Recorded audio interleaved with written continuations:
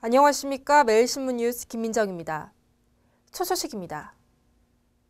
매일신문사가 직접 운영하는 매일 톱리더스 아카데미 개강식이 어제 오후 대구 그랜드 호텔에서 열렸습니다.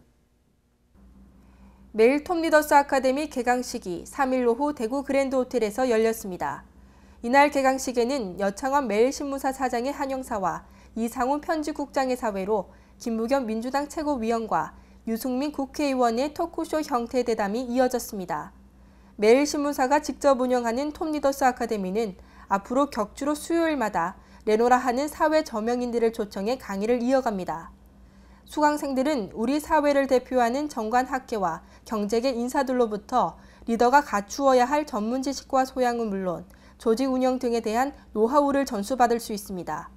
특히 실전에서 바로 응용할 수 있는 전략과 현장에서의 생생한 경험담을 들을 수 있습니다. 첫날 유승민 국회의원과 김무겸 민주당 최고위원에 이어 안철수, 문재인, 나경원 등 여야 대표 정치인들과 문화계, 경제계 인사도 대거 강사로 나서 지역 리더들의 시야를 넓혀줄 것으로 기대됩니다. 묻지마 폭력 참 황당하고 무서운데요. 단순히 쳐다봤다는 이유로 길 가는 시민들을 마구 때린 조직 폭력배들이 있습니다. 출동한 순찰차 위로 올라가고 경찰관 멱살까지 잡았다는데 경찰들은 왜 강력하게 응징하지 못했을까요? 황수영 기자입니다. 건장한 체격의 남성이 갑자기 순찰차 위에 올라갑니다. 말리던 경찰관을 밀치기도 합니다. 잠시 후 인근 지구대. 벽돌을 진 남자가 출입문을 마구 두드립니다. 경찰이 안에 있는데도 아랑곳하지 않고 문을 열어달라며 소란을 피웁니다. 경찰은 길 가는 시민을 마구 폭행한 혐의로 조직폭력배 25살 이모 씨 등 8명을 구속하고 일당 2명을 불구속 입건했습니다. 폭행 이유는 단순했습니다.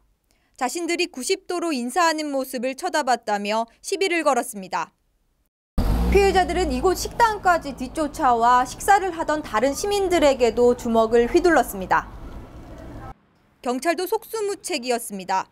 현장에 출동한 순찰차만 5대. 하지만 폭력배들은 순찰차 위에 올라가 난동을 부렸고 이를 말리던 경찰관의 멱살까지 잡았습니다. 원래 피의자들은 학교 다닐 때 일진, 짱들이 있습니다. 술 먹은 객기에 지나가는 행위를 보고 서로 간에 자기가 잘났다는 걸 보여주기 위해서 경찰 앞에서 조폭이 활개를 치자 시민들은 불안하기만 합니다. 받아보기만 하면 다툴 수가 있어. 그러니까 나는 우리 단골들은 절대로 못 나간다고 문을 열고 단칭하고 내가 나오지 않았으니까. 조폭의 난동도 문제지만 경찰이 좀 더 적극적으로 대응해야 한다는 지적이 나오고 있습니다. 매일신문 황수영입니다. 도레이 첨단 소재가 국내 최초로 고성능 탄소 섬유 양산에 들어갔습니다. 도레이 첨단 소재가 3일 경북 구미시에 있는 구미 3공장에서 연간 생산 2,200톤 규모의 탄소 섬유 1호기 공장 준공식을 가졌습니다. 이날 준공식에는 카쿠 아키히로 일본 도레이 사장과 이영관 도레이 첨단 소재 회장 등 300여 명이 참석했습니다.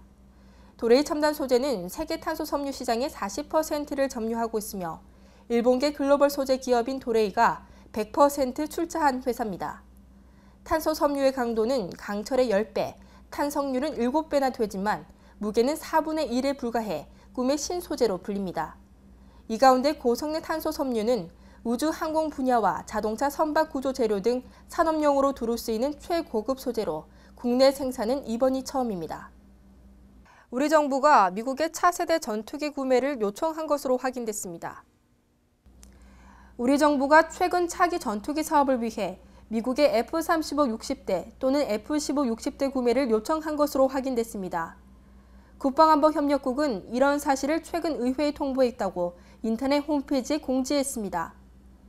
미국 국방부가 이들 기종의 대한국 판매를 승인한 셈입니다.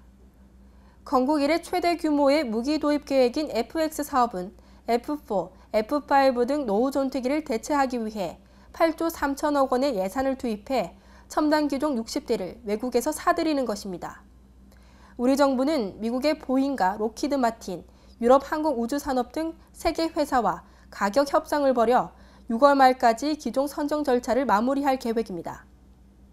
대구시 교육청이 예산 227억 원을 상반기에 조기 집행합니다.